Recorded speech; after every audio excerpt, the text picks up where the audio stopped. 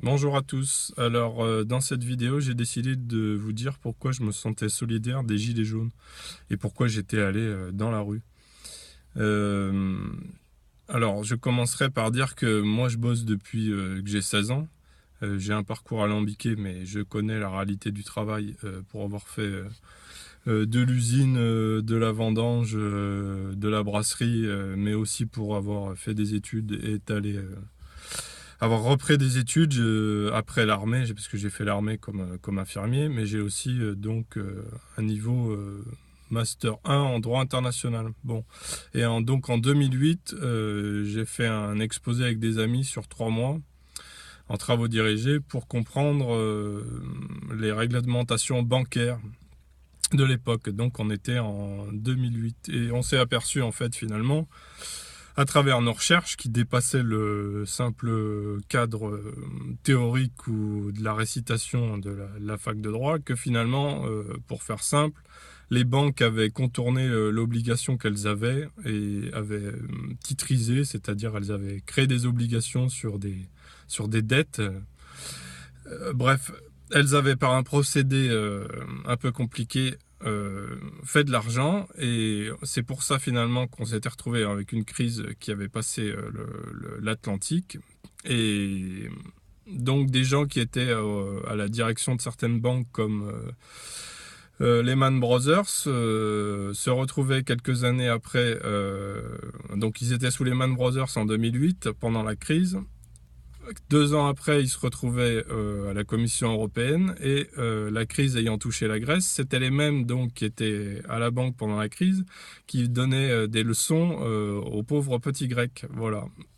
En sachant que la réalité de l'histoire, évidemment, c'est que ce sont les États, donc vous et moi, qui avons remboursé les banques. On n'a pas coulé les banques.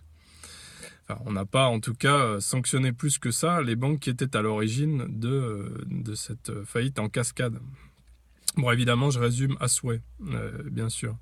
Mais donc, pour moi, ça a été une prise de conscience d'abord de me dire que les idéaux de justice à laquelle j'avais cru, bon, au fur et à mesure de ces années à découvrir un peu la réalité et à faire le lien entre ce qu'on nous apprenait religieusement à la fac, il y avait deux mondes. L'autre point qui me semble être un déni démocratique puissant, le premier étant que finalement on aurait dû faire couler évidemment des banques au lieu de les rembourser avec l'argent de l'État, c'est évidemment la non prise en compte de la décision du peuple français qui avait dit, eh bien, par rapport au traité constitutionnel, nous ne voulons pas rentrer dans l'Europe. La France était exprimée, il y avait eu un référendum, le peuple français avait dit non, mais on n'en a pas tenu compte puisque ça a été ratifié ensuite par le traité de Lisbonne par Sarkozy. Ça, c'est le deuxième point fort, à mon avis, de déni démocratique. Le troisième, pour moi, il est flagrant là aujourd'hui.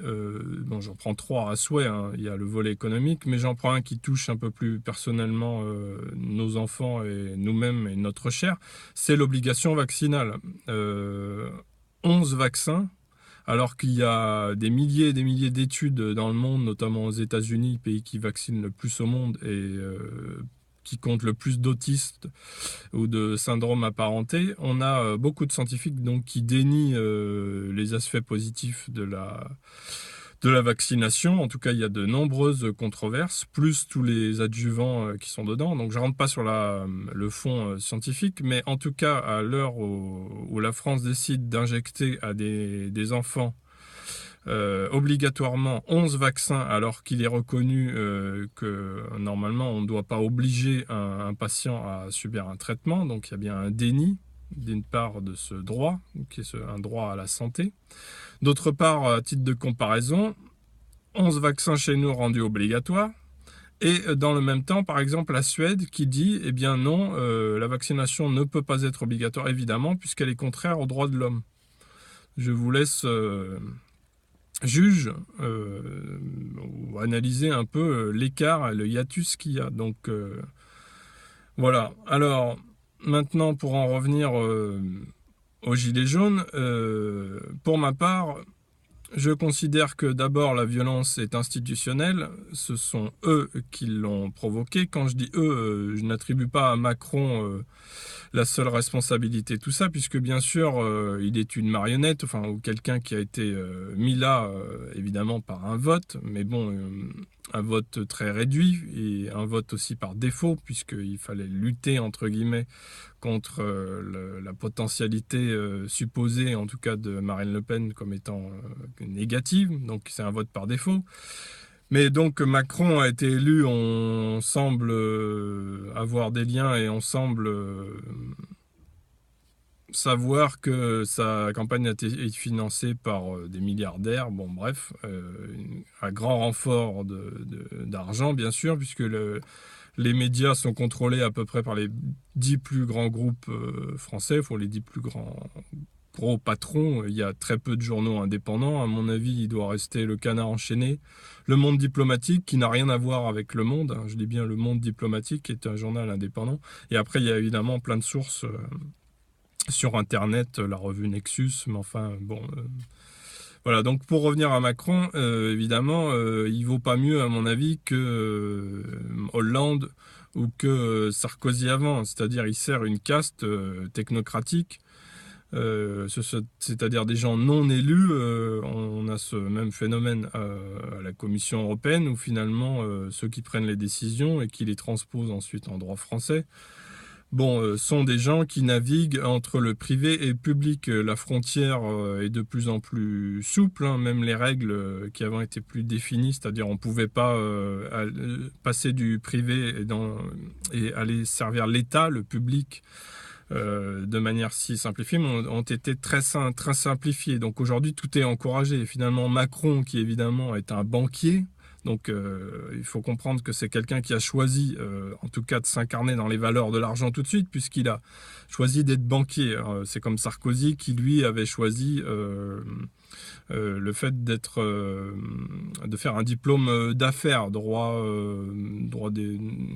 juridique concernant l'entreprise. Donc évidemment, c'est des gens qui veulent, en tout cas, qui ont choisi comme valeur ou qui ont à un moment de leur vie d'abord décidé de s'incarner dans l'argent. Bon, voilà. Donc aujourd'hui, on a un président banquier.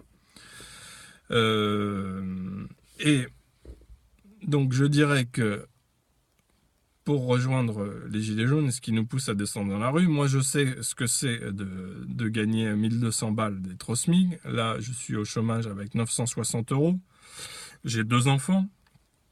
Donc je connais la réalité et la difficulté des fins de mois, j'en suis clairement conscient. Donc la première des hontes qui soient, ou des choses qui ne vont pas, c'est de ne pas vivre de son travail. Alors il nous a même menti là en nous disant vous aurez 100 balles de plus sur l'augmentation du SMIC, et en fait ses conseillers se sont débattus derrière pour expliquer que bon, en fait il n'y avait pas d'augmentation, c'était des choses qui étaient acquises plus ou moins.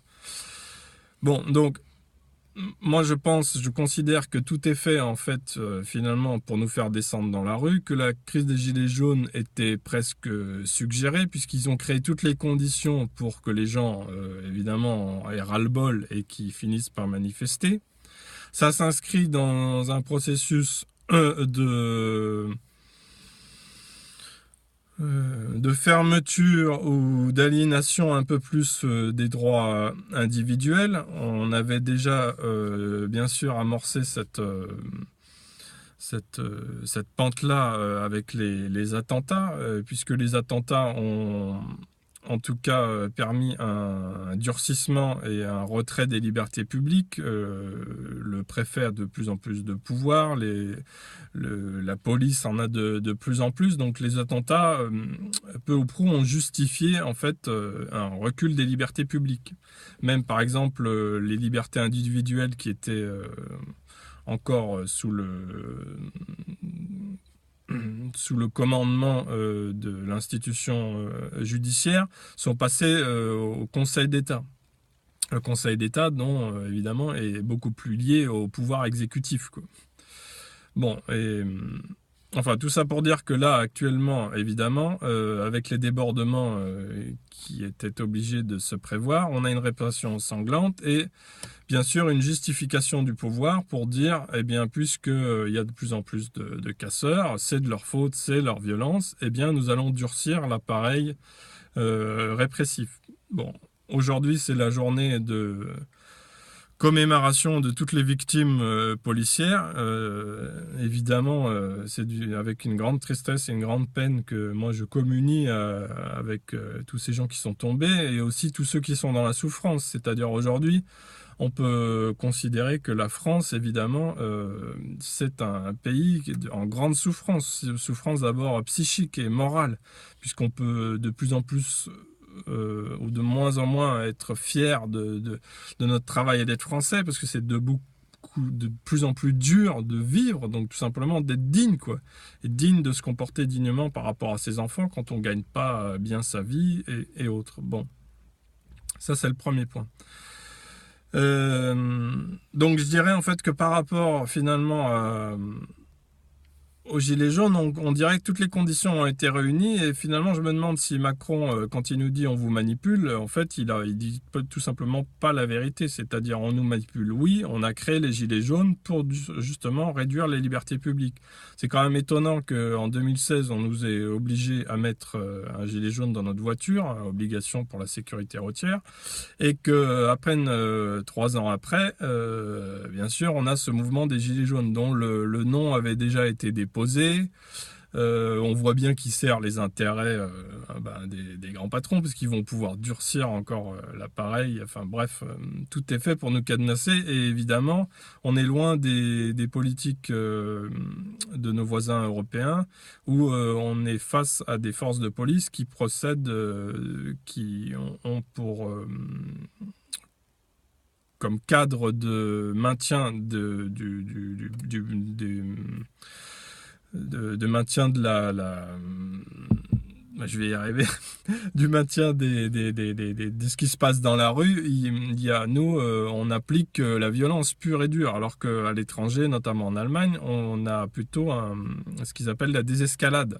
Donc au lieu d'aller discuter avec les gens et autres, bon, même si là, il y a le grand débat, espérons que ça va déboucher sur quelque chose de concret, parce que bien sûr, entre les belles paroles, nous, on attend des actes, et non, on n'attend pas des beaux discours. Les beaux discours, tout le monde peut en faire, et évidemment, Macron est un champion du discours, mais ce qu'on veut, ce sont bien des actes. Bon, tout ça pour dire que moi, je vais retirer mon gilet jaune un peu symboliquement.